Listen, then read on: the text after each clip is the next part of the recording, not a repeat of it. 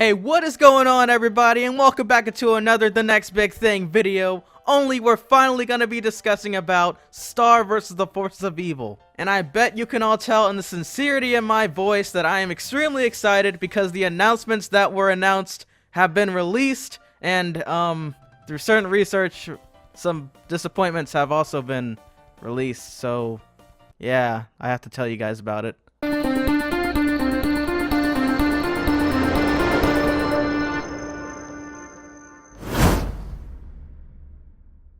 Alright, so, I guess I can just start off with the bad news. Star vs. the Forces of Evil will not be coming out until 2019. Ain't nobody got time for this. Oh!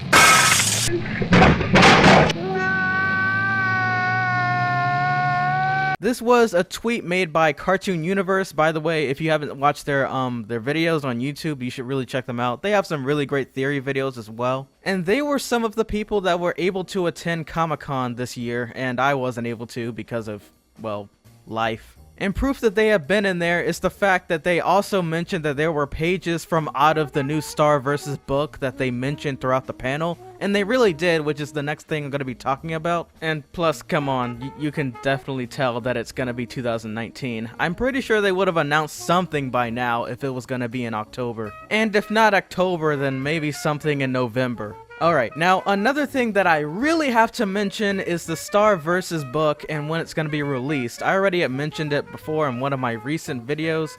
I think maybe 2 weeks ago, I believe. And yes, it is true that definitely it's going to be released on September 11th, but more to it than that, there were some pages released during the panel. It's similar to what Disney had done when they first released the Gravity Falls Special Edition. So, in other words, you were only able to see about 3 pages, at least according to my research. Perhaps there were more pages, but if there were, they're not really spoiler worthy, so I'm sorry if I missed any, but in the long run, either way, they're not going to spoil too much. Now, one of the main pages that I really wanted to mention was Chapter 11 of Star Versus. Remember the beginning of Season 2, where there was this big secret that we thought that she had?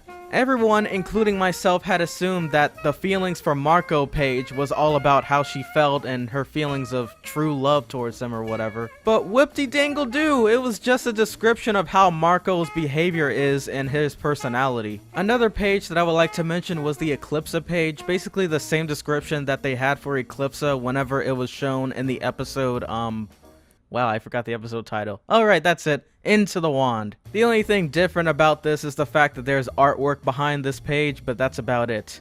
Until you move on to the next one, which is about Star. Now, the upcoming thing about Star, in her description, correlates perfectly with what I'm about to talk about next. And that's basically Star giving up the throne to Eclipse.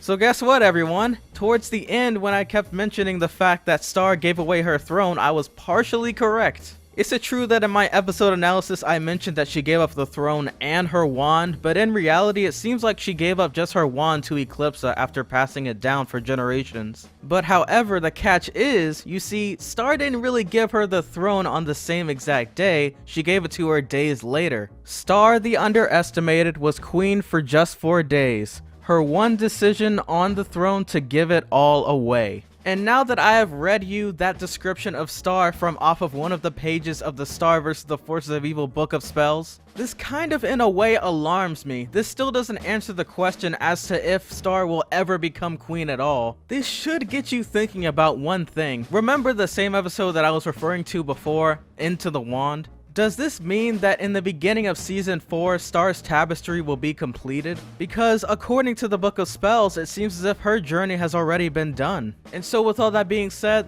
let's move on to the main clip of the day. And we're talking about the new Star vs. sneak peek for Season 4. Now, we're talking about 2 minutes worth of their content, so if they take it down, then you know why, but I will re-upload it and try to break it down even better if they do, however. And besides, let's not forget about the fact that the only reason why we're able to see this clip anyways was because Disney wanted to spread the news.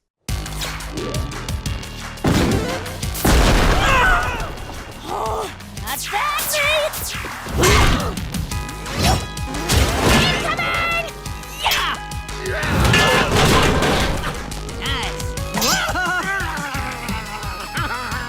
Tastes like chicken! Glittery hard slap! Rainbow dish cutter!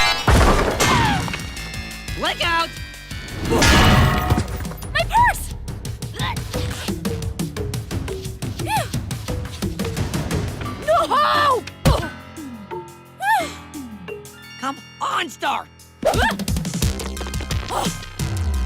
I got this.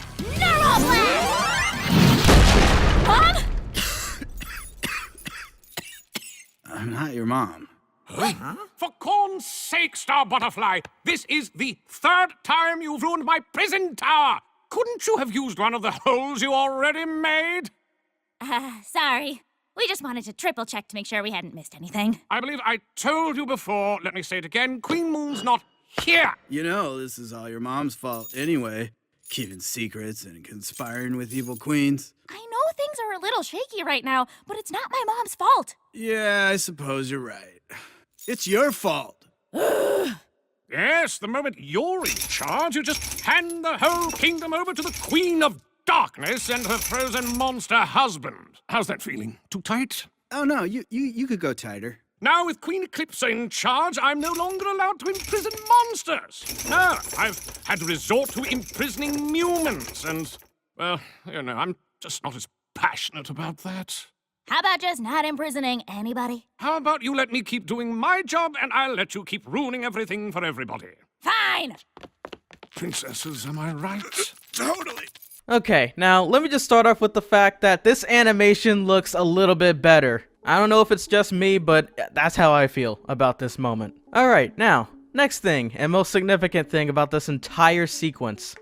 Star can use magic without her wand, and so far it looks like she is mastering it. Not only is she using random beam blast, but she is also using narwhal blast and rainbow fist punches. We also see before it gets out of her pouch that she still has the picture of when Marco and Star both went to the beach. So yes, the love cycle still continues, and honestly, I'm starting to get tired of it. Can we just end it? We get it. Star and Marco both like each other. I feel like that hopefully maybe in the middle of this season, possibly the last season, they'll end the cycle once and for all. And you also hear from the guard himself that apparently Queen Moon definitely is still missing, and most of all, Eclipse has taken the throne. And it also most likely sounds as if Globgor has been officially released, since he did also mention Eclipse's husband.